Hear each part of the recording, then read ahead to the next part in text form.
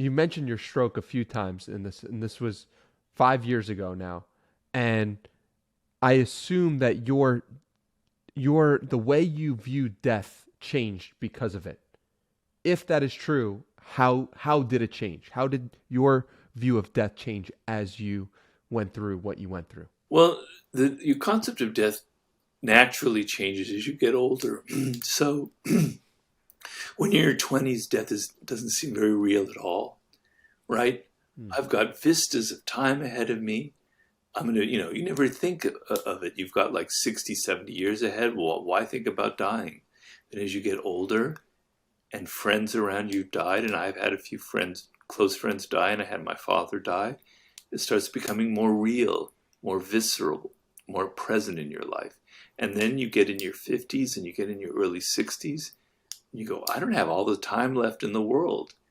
And, it could happen tomorrow. Okay, so it becomes present in your head just as you age for every single human being. But when I had the stroke, it was like, here I am. I thought I was very healthy, and I was very healthy. I exercised every day. I was swimming long distances. I was hiking. I was mountain biking, et cetera, et cetera, et cetera. And then, so I had a little bit of that illusion that one has in their 20s, and then it's suddenly ripped away from me. And I'm in a coma, and then I come out of it, and suddenly death is like staring me in the face. Like I came this close to it happening.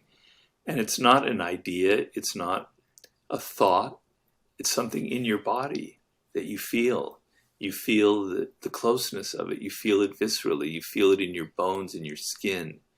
And that moment of being unconscious, of passing out, and then waking up and, wow, I'm alive. What just happened to me? It alters the whole relationship that you have to life and to death. So now I'm extremely aware that it can happen any day again with me. And if I hadn't been, I was driving at the time. If my girlfriend, now my wife, hadn't been there, I would be dead. So the margin of being alive is very slim, and people don't realize that because could happen to you when you're in your 20s as well. But it makes it extremely real. It makes it in your face. It eliminates that kind of vagueness that we all have because we don't want to confront the thought. And it makes it physical, which is very different from being intellectual, right? So when I look out the window and I feel like, oh, I'm alive. Robert, you're alive. You see the birds are chirping. It's not a thought. It's like a reality. It's like something inside me because I know that it could be taken away tomorrow. And so I think that's the main difference from before and after. What do you change? Understood. Yeah. What do you change about your life after the coma? Well, I didn't have a choice. I mean, I lost I lost all the not the feeling, but my left side of my body was essentially paralyzed. Not paralyzed, but it had incredibly weak. Because what happens is, just not to get too technical, but you get a brain clot. I mean, a blood clot, I'm sorry. Blood stops flowing to your brain. And in those few minutes that it's happening, parts of your brain are damaged. And so for me, the blood clot was on affected the right side of my brain, which affects the left side of your body. Okay? Hmm. So what's happening is you don't realize it, but your brain is what allows your body to move, right? You're never having to think about that. But when a part of your brain is damaged, it's not signaling, you're not picking up signals. So the left side of my body isn't getting signals from the brain, so it doesn't know what to do. It can't act. And it's not like it becomes weak. It's just, it's not connecting to your brain. So your left side of your body is like disconnected. It's like a dead piece of limb there.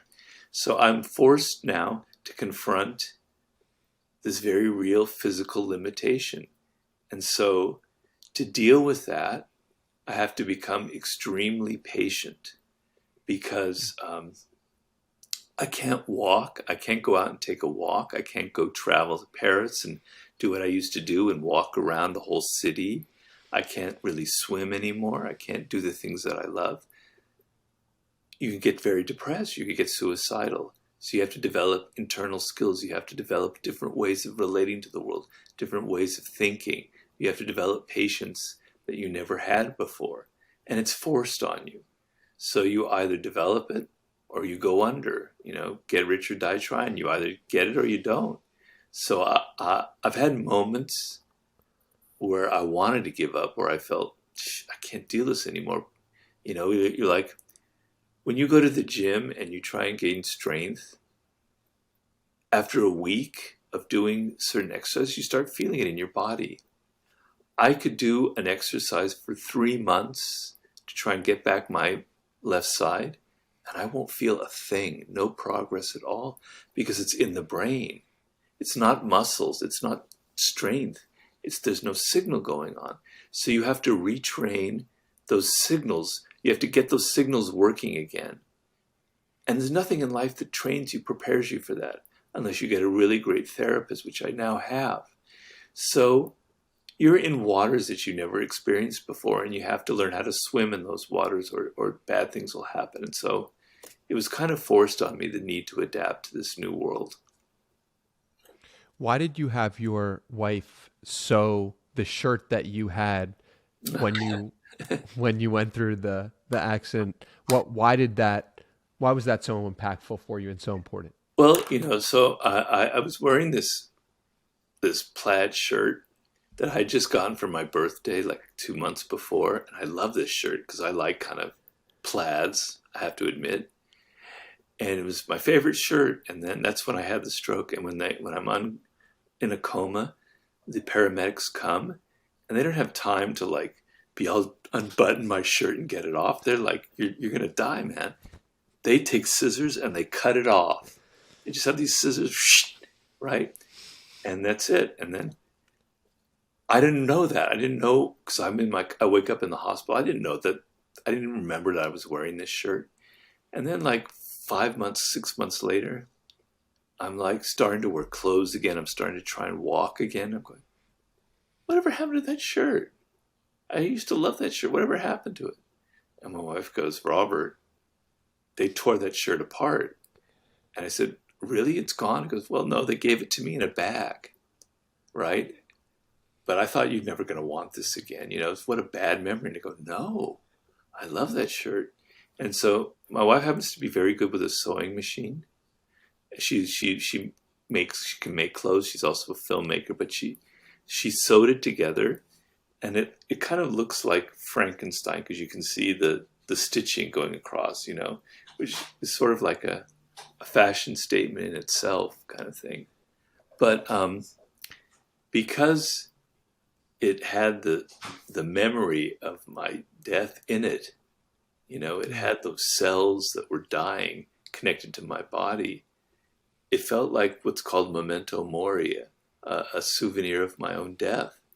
And I was proud to wear it again. I was happy to wear it again.